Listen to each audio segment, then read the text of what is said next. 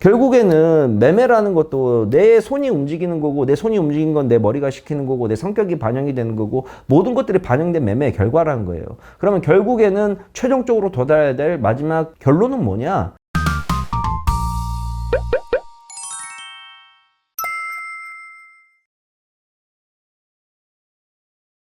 소장님, 저는 주식한 지 2년이 넘어가는데도 여전히 주식을 모르겠습니다. 시장이 좋다고 할 때도 저는 딱히 수익을 낸 적이 없었고, 시장이 빠질 때는 남들보다 손실이 큰 것 같습니다. 소장님 영상뿐만 아니라 유명하신 분들의 유튜브는 다 보면서 나름 공부했었고, 서점에 주식 관련 베스트셀러도 다 섭렵했는데 아직도 제 투자는 실패의 연속입니다. 아직 제가 공부가 부족한 것일까요? 라고 질문을 남겨주셨네요. 이 노력에는 많은 것들이 있었겠죠. 뭐 실전 매매도 들어가 있을 거고, 뭐 이론 공부도 들어가 있을 거고, 많은 것들이 포함되어 있는 건데, 내가 노력을 많이 했음에도 불구하고 결과가 안 나온다 라는 말을 듣게 되면 좀 딜레마에 빠지게 됩니다. 왜 노력을 했는데도 안 될까? 라는 게 의문이 생기게 되죠. 자, 이럴 경우에는 많은 시청자분들도 그러실 거예요. 나는 그래도 공부를 한다고 하고, 뭐 영상도 많이 보고, 뭐 책도 많이 읽고, 실전 매매도 할 만큼 하고 하는데도 주식에 대한 실력, 그러니까 주식에 대한 실력이란 건 결국 매매에 대한 결과인 건데, 이 매매의 결과가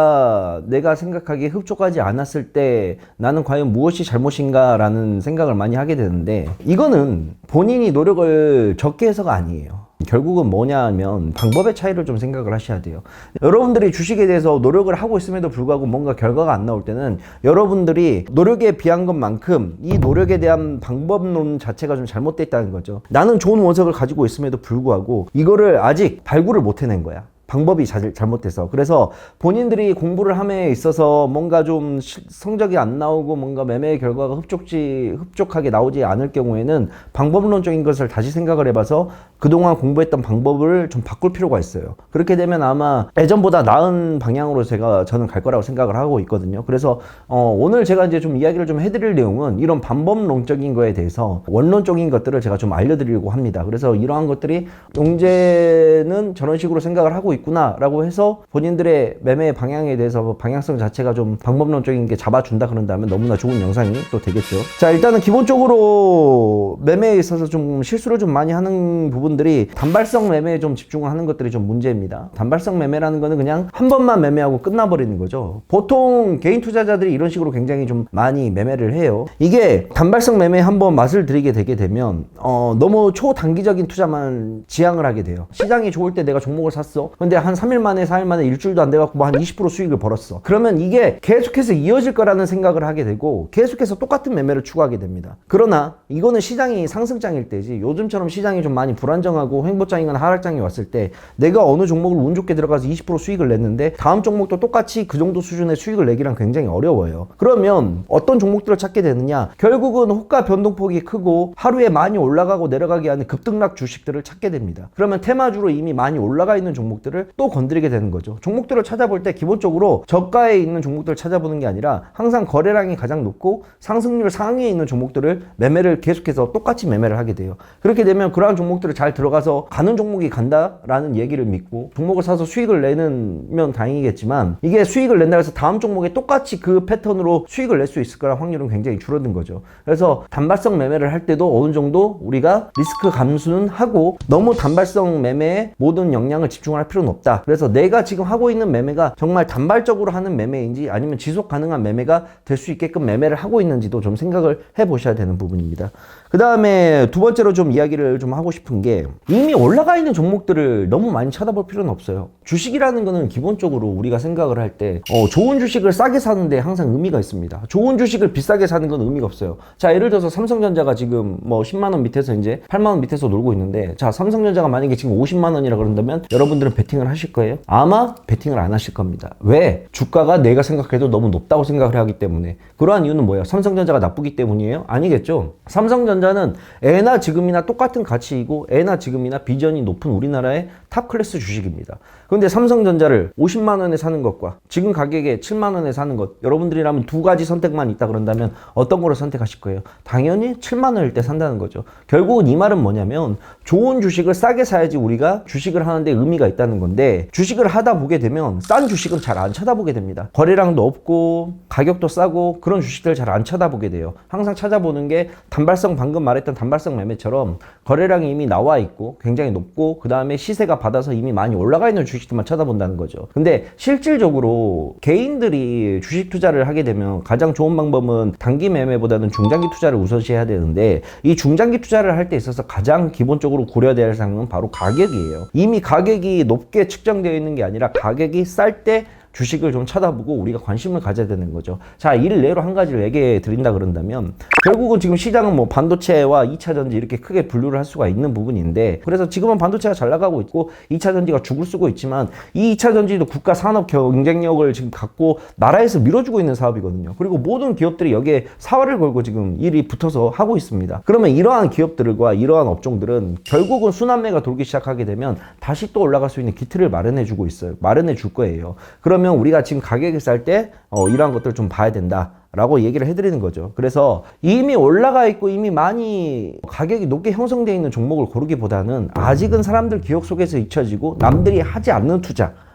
남들이 좀 기억 속에서 멀어져서 가격이 많이 떨어져 있는 이러한 업종군과 이러한 종목들을 좀 찾아보게 돼서, 이러한 종목들을 가지고 긴 안목을 가지고 매매를 한다 그런다면, 모아간다 그런다면 또 분명히 좋은 수익이 있지 않을까. 그래서 너무 시세에 들어가 있는 매매를 하기보다는 차라리 관심 밖에 있는 종목들, 가격이 싼 주식들, 그럼에도 불구하고 굉장히 회사의 이익과 매출이나 이런 부분들은 잘 나와 있는 이러한 기업들을 좀 모아간다는 생각으로 접근을 해보시면 또 좋을 것 같습니다. 자, 그 다음에 이제 또 이거는 이제 좀 마인드 컨트롤적인 부분도 있는데, 결국은 주식은 심리 싸움이에요. 아시죠? 저희가 생각하는 주식시장에서 정말 매매를 잘하는 거는 기계적으로 매매를 할 수 있는 것들, 정말 컨트롤되고 마음을 많이 죽여야 되는 매매를 좀 많이 해야 된다고 생각을 해요. 그래서 99%의 마인드 컨트롤과 1%의 기술이라고 저는 주식을 생각을 하는데, 이게 주식을 하다 보면은 심경의 변화가 정말 많이 생깁니다. 그래서 계획에 있지도 않는 매매들을 굉장히 많이 하게 되고 뭔가 컨트롤이 안 되는 매매를 많이 해요. 여러분들이 전업 투자자가 아니고 여러분들이 그냥 재테크의 관점으로 주식을 하고 본업이 따로 있으신 분들이라 그런다면, 주식 투자를 할 때 항상 애수금, 항상 20-30%의 현금은 놔두라고 얘기를 해요. 현금이라는 거는 언제는 우리가 유용하게 쓸 수 있는 보험용 같은 거거든요. 종목이 떨어질 때 내가 분할 매수를 쓸 수가 있는 거고, 시장이 안 좋을 때는 현금화를 어느 정도 해놨기 때문에 리스크를 줄일 수도 있는 거고, 이 현금이라는 거는 갖고 있으면 있을수록 굉장히 좋은 겁니다. 그런데 이러한 내용을 나만 알고 있느냐? 아니라는 거죠. 주식 투자를 하고 있는 대부분의 모든 사람들은 알고 있습니다. 허나 실질적으로 이 주식 투자를 하는 개인 투자자들의 계좌를 열어보게 되면 애수금이 있는 경우는 거의 없어요. 왜? 애수금이 있는 꼴을 못 봅니다. 애수금이 조금이라도 있으면 뭔가 좀 이상해. 그래서 종목을 사게 돼요. 다들 그래요. 근데 이게 잘못됐다는 거를 내가 알면서도 실시를 하고 있는 거죠. 그래서 이게 결국에는 주식에 대한 욕심을 버리지 않으면 실질적으로 마인드 컨트롤 자체가 되지 않는다 그런다면 어떠한 매매를 하더라도 굉장히 힘들어집니다. 그래서 마인드 컨트롤 부분을 항상 좀 생각을 해야 돼요. 이제 가장 문제가 되는 건 뭐예요? 고점에서 물리게 되면 계속해서 추가 매수를 한다는 거고, 저점에서 물리게 되면 그냥 뒤도 없이 손절을 때려버린다는 거고, 홧김에 매매를 하는 게 굉장히 많아지는데, 이러한 매매를 조금이라도 줄여야 됩니다. 항상 매매를 할 때 리스크 생각하고 현금화를 좀 해놓고 분할 매수 계획 짜고 매매를 해야 된다라고 얘기를 하지만, 실질적으로 그게 이런 방송을 이제 듣고 계시는 우리 시청자분들은 저한테 그러죠. 야, 그게 말처럼 쉬워? 한번 네가 해봐 라고 얘기를 하죠. 말처럼 쉽지가 않기 때문에 더 가치가 있는 겁니다. 운동을 하면 건강해지는 거 알죠? 술, 담배 끊으면 건강해지는 거 모르는 사람 있습니까? 대한민국에 아무도 없죠. 그런데 안 하잖아요. 왜? 어렵고 귀찮고 힘들거든. 회사 끝나고 나면 온몸이 피곤해 죽겠는데 운동할 시간이 어딨어요. 집에 가서 자기 바쁜데, 쉴 때가 가장 행복한데. 안 그렇습니까? 근데 그럼에도 불구하고 똑같은 직장인이지만, 똑같은 삶을 영위하고 있지만, 시간을 어떻게 해서 내서 운동을 꾸준히 하는 사람들은 또 꾸준히 한단 말이에요. 어려운 길이지만. 그래서 시청자분들도 쉽지 않기 때문에 해야 그게 의미가 있다는 걸 알아두시고, 마인드 컨트롤도 최대한 한번 해보려고 노력을 한번 해보세요. 그 다음에 이제 또 가장 중요한 얘기는, 결국은 돌고 돌아서 결론은 똑같습니다. 나만의 투자 방식이라는 게 결국은 존재를 해야 돼요. 결국에는 매매라는 것도 내 손이 움직이는 거고, 내 손이 움직이는 건 내 머리가 시키는 거고, 내 성격이 반영이 되는 거고, 모든 것들이 반영된 매매의 결과라는 거예요. 그러면 결국에는 최종적으로 도달해야 될 마지막 결론은 뭐냐? 나만의 매매 방식이 있어야 되고 나만의 철학이 있어야 된다는 겁니다. 주식을 할 때. 저 같은 경우는 저만의 매매 철학을 딱 보시면 알잖아요. 누구는 그래요. 저는 이제 보통 단타 매매를 할 때는 갭상승과 그 다음에 거래량을 중심으로 많이 보는데, 저는 기본적으로 종목들을 갭상승이 뜬 종목들, 그러니까 전일 종가 대비 2%에서 3% 정도 상승이 나오는 종목들을 위주로 첫 번째로 컨택을 하고, 2, 3% 뜬 종목들 중에서 거래량이 전일 거래량보다 급작스럽게 빠르게 들어오는 거래량인 종목들을 제가 주로 찾는 편입니다. 이게 기본 베이스긴 해요. 제가 지금 3년 넘게 방송을 하고 있잖아요. 그러면 아침에 들어와서 시청자분들께서 채팅창에 그런 말 하세요. 용재는 맨날 똑같은 매매만 한다고.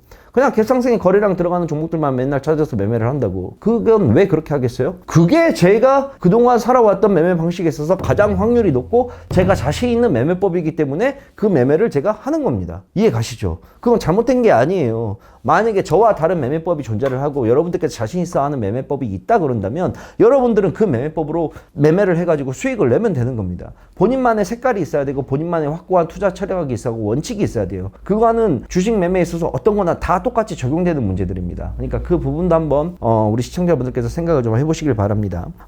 그 다음에 이제 또 내용을 좀 하나 이야기해 드릴 거는, 결국에는 개인들이 돈을 벌 수 있는 리스크를 줄이면서 할 수 있는 매매는 중장기 투자예요. 중장기 투자. 자, 그런데 중장기 투자를 여러분들께서 오해를 하시는 부분들이 있습니다. 어떤 부분들을 오해를 하느냐? 이 중장기 투자를 단순히 그냥 종목 사놓고 올라갈 때까지 기다려야 되지라는 평범한 생각으로 매매를 하시는 분들이 많은데, 그건 중장기 투자가 아니에요. 중장기 투자라는 거는 내가 어떠한 업종에 대해서 정말 공부를 많이 하고 어떠한 업종에서 어떠한 종목들이 구성을 하고 있고, 이 구성된 종목들을 가지고 내가 어떻게 매매를 할 것이냐는 일련의 계획이 짜여져 있어야 됩니다. 여기에는 분할 매수 계획은 당연히 들어가야 되고요. 그 다음에 분할 매도 계획도 들어가야 되고, 분할 매수와 분할 매도만큼 또 필요한 게 뭔지 아세요? 자금 계획이에요. 이 자금 계획이란 건 뭐냐면, 내가 이 종목을 총 5천을 사기로 했어. 자, 그러면 나는 이걸 달달이 뭐 500만 원씩 10번에 살 거야. 한 달에 500만 원씩 살 수 있어. 왜? 내가 모아둔 자금이 있고 월급이 들어오니까 월급날에 맞춰서 매매를 할 거야. 아니면 나는 뭐 매달 내가 돈 들어오는 데가 있으니까 돈 들어오는 데에 맞춰갖고 이 종목을 살 거야.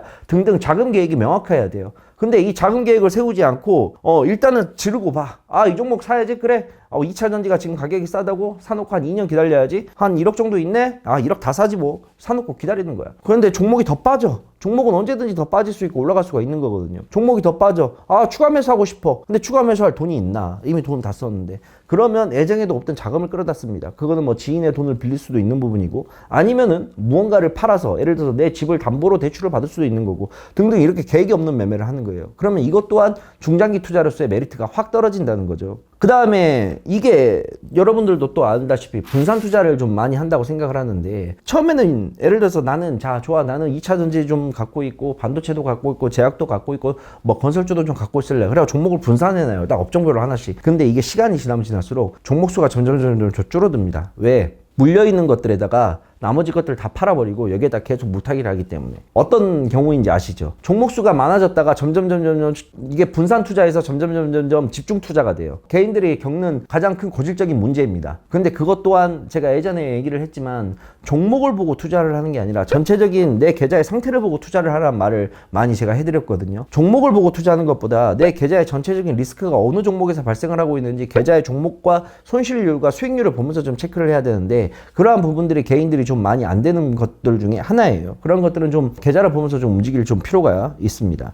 종목이 떨어지게 된다 해서 그 종목에 집착을 해가지고 한 종목에 집중을 해가지고 계속 물타기를 하잖아요. 그러면 이 종목이 올라오면 다행인데, 한 종목이 계속해서 들어가게 되면 될수록 어떤 부분도 커지냐? 수익이 발생했을 때 얻어질 이익도 크지만 그만큼 리스크 자체도 커진다는 거예요. 그러니까 이 종목 분산 투자에 대한 부분을 잘 컨트롤하면서 리스크를 생각하면서 매매를 좀 하셔야 됩니다. 아시겠죠? 지금도 뭐 최근에 이란하고 이스라엘 문제 때문에 갑자기 이게 부각이 되게 되면서 미증시도 떨어지고 있고 국제 유가는 계속 요동을 치고 있는 부분인데, 우리가 가늠할 수 없는, 컨트롤할 수 없는 부분들이 하루에도 수천 가지 수백 가지가 생기게 됩니다. 거기에 맞춰서 우리도 발빠르게 움직여야 되기 때문에 주식 투자가 굉장히 어려운 거예요. 그런데 결국엔 이러한 것들은 내가 경험해보고 최대한 나한테서 발생할 수 있는 변수를 다 줄여야 됩니다. 내가 할 수 있는 부분과 할 수 없는 부분을 여러분들이 체크를 하셔야 돼요. 예를 들어서 여러분들이 이란과 이스라엘의 전쟁을 막을 수 있습니까? 국제 유가를 여러분들이 움직일 수가 있어요? 이거는 내가 할 수 없는 부분이야. 자, 반대로 내가 할 수 있는 부분은 뭐야? 내가 할 수 있는 부분은 현금화를 늘린다, 주식을 판다, 산다, 리스크를 어떻게 줄일 것인가? 계좌에 이런 종목들이 있는데 이건 좀 리스크가 발생했으니까 이걸 좀 정리를 하자. 내가 내 자금 계획은 어떻게 해서 어디서 돈을 얼마나 갈 것인가? 내 여윳돈은 얼마가 있는 것인가? 이러한 부분들은 내가 할 수가 있는 부분이잖아요. 결국은 내가 할 수 없는 부분을 건드리는 게 아니라 내가 할 수 있는 부분만 건드려 가지고 이거를 이 안에서 변화를 시켜야 내 계좌가 조금씩이라도 움직일 수가 있는 겁니다. 이러한 부분에서 여러분들이 할 수 있는 부분과 영역이 점점 너무 커지면 커질수록 내가 할 수 없는 부분에서 나올 수 있는 리스크 자체를 줄여나갈 수가 있다는 겁니다. 그래서 그 부분을 한번 우리 시청자분들께서 좀 생각을 해보셨으면 좋겠습니다. 자, 주식을 하다 보면 아무리 노력을 해도 실력이 안 늘어날 때가 있어요. 저도 그랬고요. 또 반대로 별로 노력을 하지 않았음에도 불구하고 수익을 날 때가 있습니다. 뭐든지 간에 주식에 대한 왕도는 없는 법이에요. 뭔가 정체기가 나오게 된다 그런다면 우리 선수들도 스포츠 선수들도 정체기가 오고 슬럼프가 온다고 하잖아요. 그러면 그러한 슬럼프를 겪기 위해서 별짓을 다 한다 그래요. 정말 별짓을 다 한다고 합니다. 스포츠 선수들도 그거를 벗어나기 위해서. 우리도 마찬가지예요. 우리가 어떠한 노력과 뭔가를 많이 했음에도 불구하고 뭔가 정체기가 오고 내가 만족할 만큼 수준이 안 올라간다 그런다면 무언가를 조금씩 바꿔야 됩니다. 틀어야 돼요. 이렇게 쭉 가는 게 아니라 이 여기서부터 여기까지 가는 데 있어서 일자가 아니라 이렇게도 가보고 이렇게도 가보고 많은 방법들을 시도를 해야 그 정체기를 벗어날 수가 있어요. 그 부분은 사람마다 다 다른 겁니다. 저 또한 그랬고요. 그러니까 너무 용기 잃지 마시고 본인이 할 수 있는 범위 내에서의 또 한번 새로운 시도를 한번 해보셨으면 좋겠습니다. 아시겠죠? 자, 오늘은 여기까지 하고 다음에 또 다른 영상으로 찾아뵙도록 할게요. 안녕. 주식 상담소는 아래에 남겨주시면 되겠습니다.